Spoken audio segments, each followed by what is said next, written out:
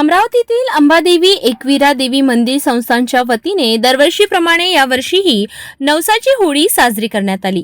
13 मार्च रोजी सायंकाळी विधिवत पूजा अर्चना करून होळीचे दहन करण्यात आले।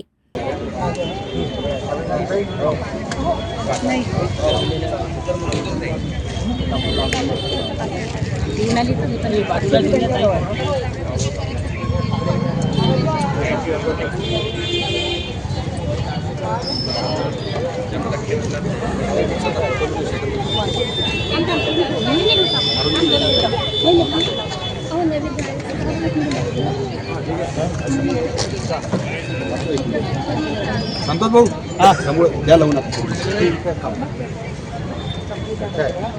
या पवित्र सोहळ्यासाठी शेकडो भाविकांनी उपस्थिती लावली।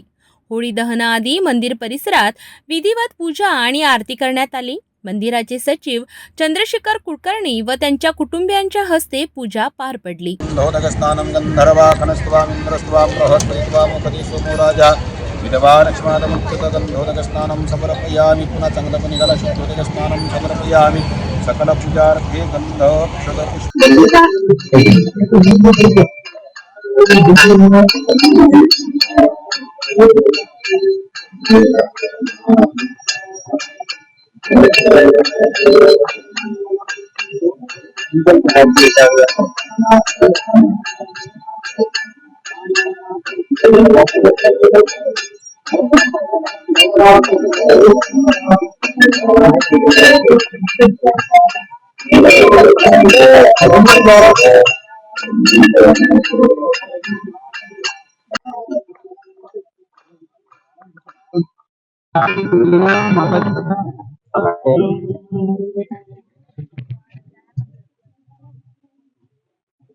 भाविकांनी नवसाची होळी पूजून तिची प्रदक्षिणा घातली। तसेच अंबादेवी मंदिर संस्थानच्या विश्वस्तांनी या परंपरेविषयी सिटी न्यूजशी संवाद साधला।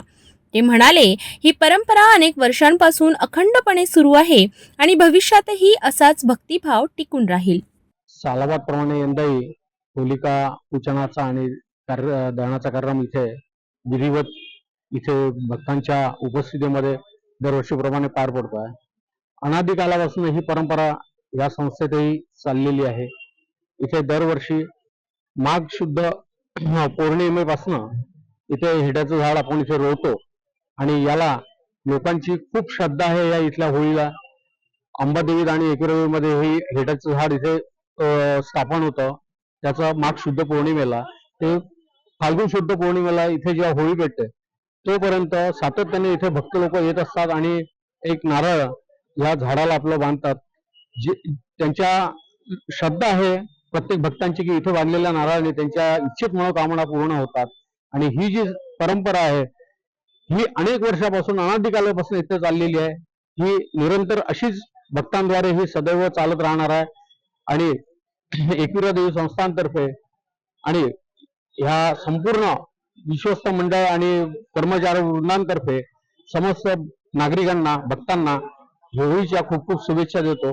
दरवर्षी या अंबादेवी एकविरा देवी मंदिर संस्थानामध्ये नवसाच्या होळीचे दहन मोठ्या भक्तिभावाने पार पडते। या सोहळ्यात शेकडो भाविक पूजा अर्चना आणि आरतीत सहभागी होतात।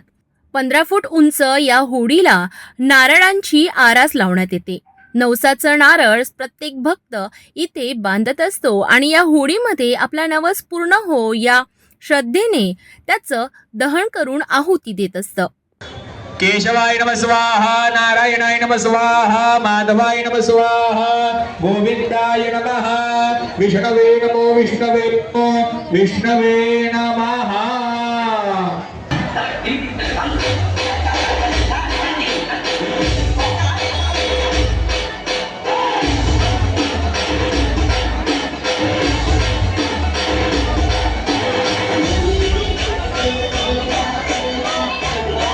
होळीच्या या शुभ मुहूर्तावर शहरातील अनेक नागरिकांनी एकमेकांना होळीच्या शुभेच्छा दिल्या आणि हा सोहळा मोठ्या भक्तिभावाने साजरा केला।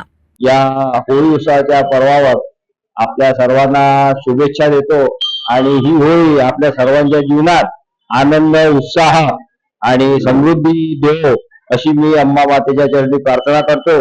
अंबा मातेच्या होळीचा उत्सव हा बऱ्याच कालावधीपासून इथे सुरू आहे। फाल्गुन पौर्णिमेला इथे हेदीचं झाड लावल्या जाते आणि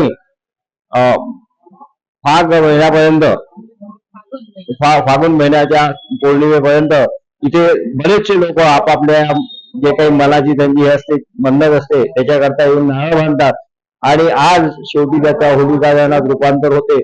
या होलिकेसाठी शहरातील सर्वच व्यक्ती जवळपास इथे हजर असतात आणि या होळीचं महत्व आपल्याला सर्वांना माहिती आहे.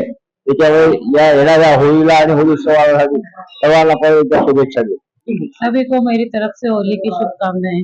आपणा सर्वांना पर्यावरणपूरक होळीच्या शुभेच्छा देते. मी सौ स्वाती चंद्रशेखर कुलकर्णी आपल्या सर्वांना होळीच्या खूप खूप शुभेच्छा देते आणि सर्वांना आवाहन करते की पर्यावरणपूरक होळी आपण मनवूया. रंगपंचमी आहे. रंगपंचमी रंगांची उधळण असते, आनंदाचा उत्सव असतो. हा आनंदाचा उत्सव आपण सगळ्यांनी मिळून साजरा करूया. सगळ्यांना परत एकदा होळीच्या खूप खूप शुभेच्छा. श्री अंबादेवी हे विदर्भाचं तुला दैवत आहे. श्री अंबादेवी संस्थांचा विश्वस्त म्हणून मला आपल्याला सांगायला आवडेल. 200 वर्षाच्या वरची ही परंपरा आहे. त्या मंगल परिसरामध्ये होलिका दहन जेव्हा होतं तेव्हा लाखोंची उपस्थिती असते. याच्यामागे एक कथा पण आहे. ती कथा अशी आहे की माघ पौर्णिमेला म्हणजे इथून 1 महिन्यापूर्वी इथे एक हेट्याचं झाड लावलं जातं. त्या हेट्याचं झाड रोवल्यानंतर त्याचं मंगल पूजन केलं जातं आणि त्यानंतर वर्षभर ज्यांनी नवस केले आहेत आणि नवसांची पूर्ती झाली आहे ती लोक देवीला ओटी अर्पण करतात. ज्यांना पुढच्या भविष्यामध्ये काही अपेक्षित आहे ते सुद्धा इथे अंबाबाईला आता ज्यांनी जे मागणं त्यांच्या देवीकडे केलंय ते देवी पूर्त करते आणि एक लोकांची श्रद्धा आहे